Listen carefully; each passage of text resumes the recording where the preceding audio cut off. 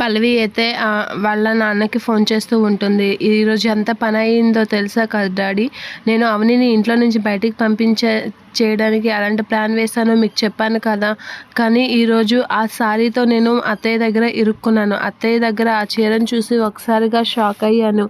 ఏం చేయాలో తెలియక కొంచెం అలా అందరూ అడిగేసరికి ఏం చేయాలా అని ఆలోచిస్తూ నా దగ్గర, అవని దగ్గర, వీళ్ళందరి దగ్గర కొన్ని సిమిలర్ సారీస్ ఒక 4 ఉండడం వల్ల తప్పించుకున్నాను. అవి తీసుకొచ్చి కవర్ చేశాను అని చెప్పి ఇంట్లో జరిగిందల్లా చెప్తూ ఉంటుంది. ఇక చక్రధర్ అయితే షాక్ అవుతూ ఉంటాడు. అసలు అత్తయ్య అలా అడిగేసరికి నేను ఏం మాట్లాడాలో కూడా నాకు తెలియకుండా పోయింది అని చెప్పేసి అయితే అంటూ ఉంటుంది. ఇక పార్వతి అడిగిన విషయాలు, ఇంట్లో అడిగిన విషయాలు అవన్నీ అయితే చక్రధర్కి చెప్పేసరికి చక్రధర్ అయితే షాక్ అవుతూ ఉంటాడు.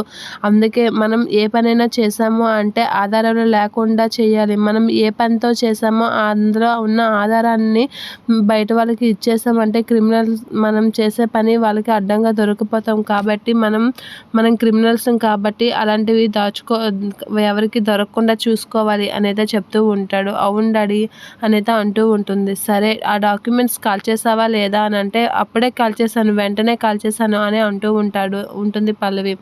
అయితే ఇప్పుడు ఈ చీరను కూడా ఎవరికి తెలియకుండా కాల్ చేసాయి. ఒకవేళ ఎవరైనా చూసారనుకో, మీరు ఇలాంటి నింద వేశారు కాబట్టి ఈ పని చేశాను, నాకు అలాంటి నిందలు మోయడం ఇష్టం లేదు అని చెప్పి కవర్ చేసాయి అని చెప్పి వాళ్ళ నాన్న అంటూ ఉంటాడు. సరే డాడీ, అలానే చేస్తాను అని చెప్పి అయితే వాళ్ళిద్దరూ మాట్లాడుకుంటూ ఉంటారు.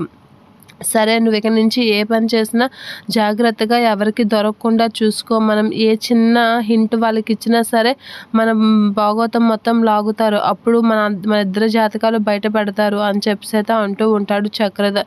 ఈ విషయంలో మాత్రం చాలా కేర్ఫుల్గా ఉండు అని పల్లవికి అయితే జాగ్రత్తలు చెప్తూ ఉంటాడు. పల్లవి అయితే అదంతా విని, సరే డాడీ, ఇప్పుడు వెంటనే సారీ కాల్ చేసి కొంచెం జాగ్రత్తగా ఉంటాను అని అయితే చెప్తూ ఉంటుంది. వాళ్ళ డాడీతో ఫోన్ కట్ చేస్తూ ఉంటారు ఇద్దరు.